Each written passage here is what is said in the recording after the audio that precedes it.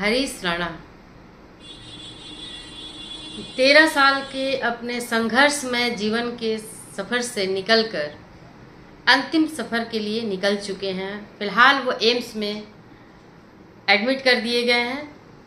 13 साल 33 वर्ष की उम्र, 13 साल संघर्ष में 33 साल की उम्र, सन 2013 में घटना और एम्स में 3 नंबर बेड नंबर 3 पर वो एडमिट है। तो 3 और 13 का आंकड़ा हरीश राणा के जीवन में काफी अशुभ सपोर्ट के लिए मिला है। उनके जीवन में 3-13 का आंकड़ा उनके जीवन के लिए काफी संघर्षपूर्ण रहा। संघर्ष के साथ 13 साल काटना शायद हरीश को कुछ पता नहीं होगा, क्योंकि वो इस हालत में नहीं थे। लेकिन 13 साल का सफ़र जो परिवार ने काटा है, परिवार ने जो दुख उठाए हैं, परिवार के साथ जो परिस्थितियां हुई हैं, उन परिस्थितियों का आकलन वो परिवार ही कर सकता है और परिवार ही समझ सकता है। हम लोग सिर्फ अंदाज़ा लगा सकते हैं। 13 साल में पूजा पाठ से लेकर के ईश्वरीय दुआओं का दौर, मेडिकल एक्सपेंस, परेशानियां, पैसे के जोड़ गांठ, घर बेचना, ये सारी चीज़ों से गुजरते हुए 13 साल गुजरे हैं। यही नहीं गुजरे हैं गाइस।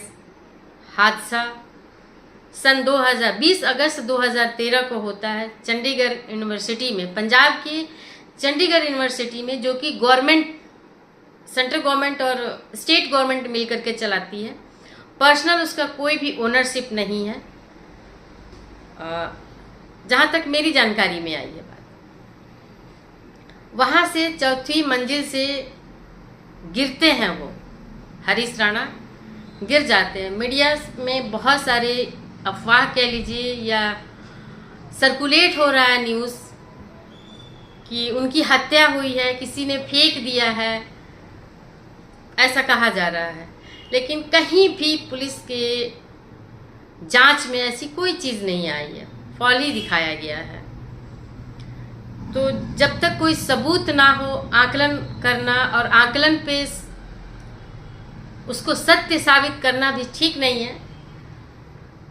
लेकिन अब जो बीत चुका है उस पे हम लोग कुछ नहीं कर सकते हैं। हम उन पे बात करेंगे जो संवेदना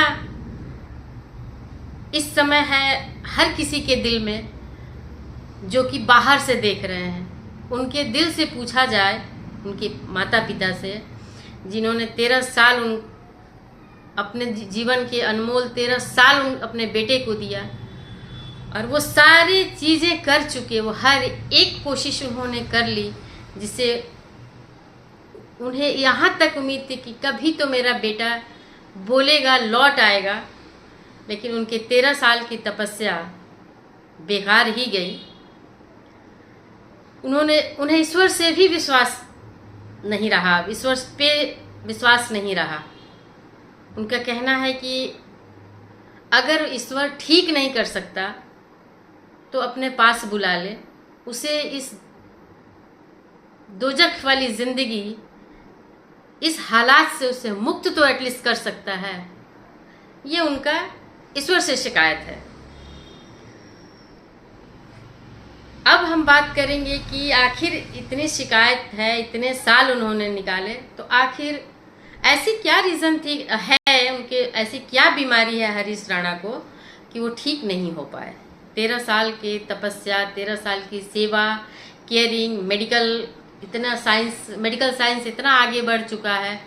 लेकिन हरीश राणा जैसे कई ऐसे पेशेंट्स हैं जो अब सर्कुलेट होने लगे हैं और पब्लिक डोमेन में दिखने लगे हैं। पहले भी दिखते थे लेकिन अब ज़्यादा दिख रहे हैं। गाइज, 2 तरह की सिचुएशन होती है जिसका कि मेडिकल साइंस के पास भी कोई बहुत बड़ा इलाज नहीं है, वेट एंड वॉच ही है। एक है कोमा और एक है ब्रेन डेड।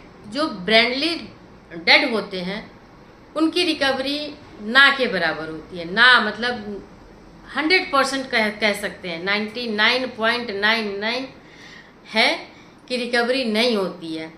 कोमा वो स्थिति होती है कि कोमा से इंसान वापस आ सकता है, साल 2 साल 4 साल में आ सकता है, कई बार 8 साल में भी आ जाते हैं, लेकिन ब्रेनली डेड इंसान रिकवर कभी नहीं करता। और जो ब्रेनली डेड होते हैं वो ना कुछ सुन पाते हैं, ना समझ पाते हैं, ना फील कर पाते हैं। जबकि कोमा वाला व्यक्ति जो होता है वो सुनता भी है, समझता भी है, कभी कभी वो फील भी करता है, लेकिन रिस्पॉन्ड नहीं कर सकता। या तो कोमा से वापस आएगा या वो उसी स्थिति में पड़ा रहेगा, समझ रहा होगा, सुन रहा होगा। कुछ केसेस में सिर्फ सुन सकते हैं, समझ सकते हैं, रिस्पॉन्ड नहीं कर सकते। तो हरीश राणा की जो स्थिति थी वो ब्रेनली डेड थे, डेड हैं। तो एक माँ बाप ने अपने बेटे की विदाई के लिए सुप्रीम कोर्ट का दरवाज़ा खटखटाया कि उसे न्याय के तौर पे सम्मानजनक तरीके से आदेश दिया जाए कि वो इस दुनिया से जाए रिस्पेक्टफुली। और सुप्रीम कोर्ट ने सुनी उनकी फरियाद और अलाउ किया कि पैसिव तरीके से, एथेनेसिया करके कुछ होता है, उस तरीके से उनके साथ ट्रीटमेंट दिया जाए, जिसमें कि सडन डेथ नहीं किया जाता है, सडन कोई इंजेक्शन नहीं होती है। धीरे धीरे उनका जो केयरिंग वाली होती है, पैसिव जो केयर होता है, पैसिव केयरिंग होती है, उसको धीरे धीरे कम किया जाता है।